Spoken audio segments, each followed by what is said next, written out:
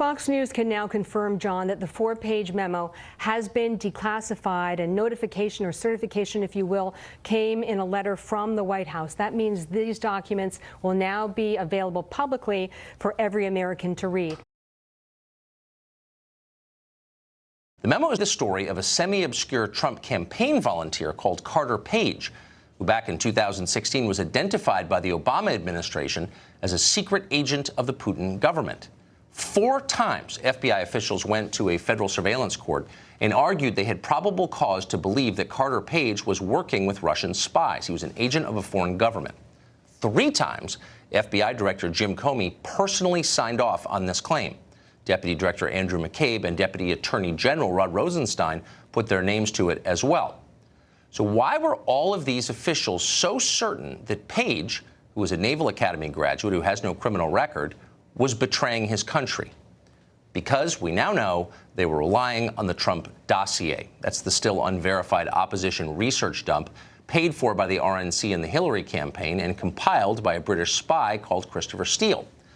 The Trump dossier made spying on Carter Page possible. How are we sure of that? Because Andrew McCabe of the FBI said so behind closed doors under oath to Congress just this past December. Now, Democrats are now furiously denying that in anonymous leaks to sympathetic reporters, but it's obviously true. The Trump dossier allowed our government to spy on Carter Page. That is not a talking point, it is a fact. And given that it's a fact, it is remarkable to learn that the FBI knew at the time that the dossier was unreliable, to put it charitably. An independent FBI unit analyzed that document and found its claims, quote, only minimally corroborated. The FBI also knew that the dossier's author, Christopher Steele, was an inflamed partisan working on behalf of political operatives trying to win a presidential race, you'll remember. Steele actually told DOJ employee Bruce Orr that he was, quote, desperate that Donald Trump not get elected and was passionate about him not being president. So assessing all of this, no rational person could in good faith treat the Trump dossier as fact. And yet that is exactly how the FBI presented it to the FISA Court when they asked to spy on Carter Page. They never mentioned any of the facts we just gave you. They hid them. That is lying. There's no other way to describe it. They've been busted lying, but they won't admit it. So in order to target a U.S. citizen the way that they targeted Carter Page, which means essentially that they're going to listen to all of his phone calls, read his emails, monitor him digitally, they need to demonstrate to a FISA court, which is a court that meets in secret with just the Justice Department present, that there's probable cause to believe that he's an agent of either a foreign government or a terrorist organization. So they convinced a judge, obviously, a FISA court judge, that there's probable cause to believe that Carter Page is an agent of the Russian government. How often are those requests turned down? Do we know? Almost never. There's something like a 99.8% approval rate. The FISA court is a joke in terms of whether or not it provides real safeguards or oversight for how the NSA and the FBI can spy on American citizens. They basically rubber stamp whatever it is that's put in front of them. And so Democrats used to say that a lot. When George Bush and Dick Cheney got caught spying on Americans without going to the FISA court, the argument of the Bush administration was it's so burdensome, and Democrats said, well, it's so easy. They never turn you down. And now Democrats are trying to say, oh, it's a very rigorous process. It's not. They almost never, ever say no. What jumps out of this memo now that we have it? Andrew McCabe's testimony that but for the dossier, there would have been no application to the court for a warrant on. So Democrats are saying on background, no one I don't think has come out and said it, but are saying that's not true. He never said that. It's true. I've confirmed it with people who were in the room.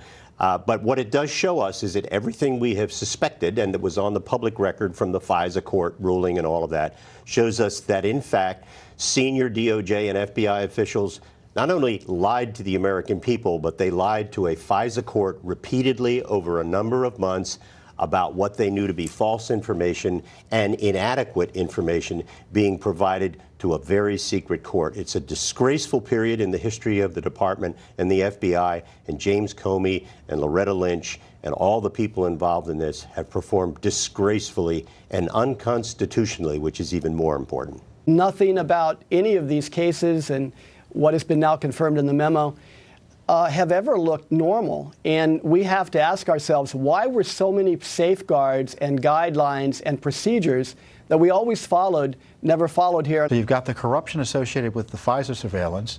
You've got the corruption associated with the FBI and DOJ working hand in glove with the Clinton campaign to push this narrative beginning in the summer of 2016. And it all led to the appointment of Robert Mueller. There is no Russia collusion story without the dossier. And we now know and have confirmed 6 ways to Sunday there was nothing behind it. So therefore, why is there a special counsel investigation? Former FBI Director Jim Comey took to Twitter today not to apologize for any of this or even to address the facts the memo raised, but to mock the release of the memo, like the aspiring MSNBC contributor he apparently is. Dishonest and misleading, he said. He didn't bother to explain how it was dishonest and misleading. Of course he didn't. Comey, who leaked his notes on private meetings with the president in a petty revenge move after being fired, is now declaring it beyond the pale somehow for Congress to carry out its constitutional duties of oversight of the FBI. Comey apparently views the FBI as a fourth co-equal branch of government, not subject to the authority of the other three. Suddenly, a lot of people in Washington seem to agree with him. The current FBI director, for example, the one that Trump chose, Christopher Wray, he apparently argued that the names of FBI officials in the memo ought to be redacted, hidden from public view. Why? How exactly would that serve the public interest? It would not serve the public interest. It would protect the FBI. And as always, that was the point. This isn't a war against the FBI. This is an attempt to hold people in government accountable for their wrongdoing.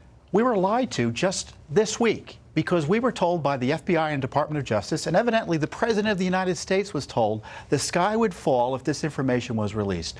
There was no classified information in there, and there were no names that were released that would harm the FBI or DOJ interests. These were high-level officials who ordinarily would have been subject to public disclosure in discussions of public documents like this. Why was the department? Why were they trying to railroad President Trump into keeping this document secret? Because they were protecting themselves. And then it comes out and they're trying to say it's no big deal. Right. All of this should make you nervous. The dishonesty mixed with self-righteousness. Looking back, you wonder how many people at the FBI ever even believed, just for a moment even, that Carter Page was actually a Russian agent. They clearly don't believe that now. If they did, Page would be in handcuffs. Yet he's still a free man, though his civil liberties have been violated and his reputation has been destroyed. Democrats could not care less. They're still pretending that somehow Carter Page hurt this country. They know that's a lie, but Page himself or what happens to him in the future is all irrelevant to them. If he can be used to destroy a president they hate, they are happy to use him, even if he is crushed in the process. Well, that's what's most disturbing about this. Regardless of the content of the memo, you have this disconnect between what the FBI said, what Democratic members said about the release of this memo. Those of us who've been working in national security cases a long time expected there to be some type of footprint of sources and methods. There wasn't. This thing wasn't even remotely classified. And that really concerns a lot of us because it's the use of classification laws for tactical purposes. That if you look at what the FBI said, they said, we want this thing to remain classified because it's inaccurate due to omissions. Well, that's complaining about how the facts are being portrayed, not that they are classified. And many critics have said for years that the FBI and other agencies have been classifying material to avoid embarrassment. And this may be the most public and relatively rare example of that.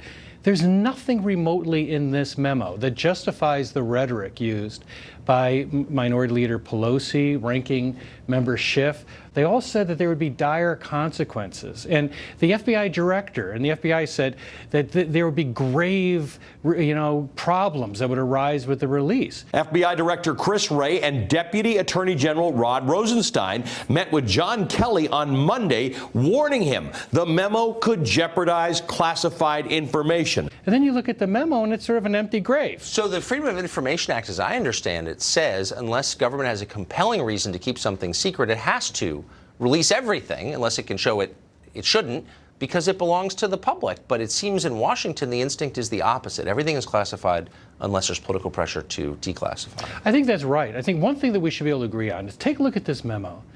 Anyone looking at this memo can see that it was written to avoid sources and methods.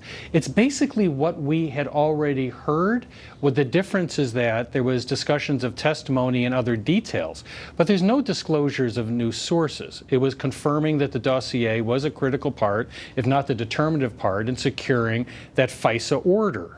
Of course, most media outlets have spent far more time and effort covering the FBI memo's release and the actual allegations contained in the memo itself. It's almost like the allegations, which are that the U.S. government illegitimately spied on its own citizens, barely matter to them. Do you think that Carter Page has betrayed his country by working for a hostile foreign nation? That's the claim the Obama Justice Department made to a FISA court 4 times. I don't know. And I want to know, is it true or not? I don't know if it's true or not, but when we see the underlying kind of a heavy source charge document, to make against a man, don't you think? when we see the source documents, we're going to find out what Carter Page was doing with the Russians and how that connected to the Trump But why is he campaign. not in jail? Why does Carter Page stride a free man when he has betrayed his country? These are very heavy charges you guys are throwing around against someone who has not been indicted or convicted and against whom there is no publicly available evidence. And I don't understand why you continue to do that. Why Carter Page is walking the street is a question that should keep a lot of Republicans up at night. Let's just leave it at that. It's hard to believe you would say something like that on live television. Do you have evidence that he is working against America? No, I have absolutely no evidence. I remember decades of the left squealing about J. Edgar Hoover and his unjustified wiretaps, and now suddenly we're told that unjustified wiretapping is a nothing burger. When a guy has been under surveillance by the FBI since 2013, and there were 4 FISA Martin renewals. Luther King was under surveillance for more than a decade by the FBI. Does that mean he's guilty? 10 years from now, Donald Trump will be gone, and Democrats will have forgotten that they once pretended to fear Russia as a threat to our democracy or whatever. But our law enforcement and intelligence agencies will remain as long as this country stays intact, and we have got to trust them. We give them incredible powers, awesome powers, including the power to take human life, the most basic of all. We allow them, by the way, to operate in secrecy because they tell us they must. In exchange for all of that, we ask them to operate with integrity, to prove to us that they haven't become tools of a political regime, because always and everywhere, that is the temptation. And unfortunately, it looks like it just happened here. The press, the people who are supposed to speak truth to power and about power, are trying to cover it up and suppress it and spin it to make it less important. It's actually appalling, and it just brings that old Latin tag, who will guard the guardians? If we've lost a press that really cares about the truth. The FBI and the DOJ basically conspired with the Democratic Party, the DNC, and the Hillary Clinton campaign to exonerate her of violations of the Espionage Act, and in the course of trying to prevent Donald Trump from becoming president, to frame him for a non-existent crime of collusion. I really do think it is a holdover from the Obama administration, an administration that turned the federal government essentially into a Chicago-style machine full of cronies and corruption and outward malfeasance. I mean, malfeasance we could see, like the IRS scandal, while the press stood by, afraid, I think, to lay a finger on a president who they looked at as, the first black president, certainly, and as the spokesman for their point of view, their ideological point of view, and they didn't want to touch him. And when you have no press, the government is going to get out of control, and the Obama administration did.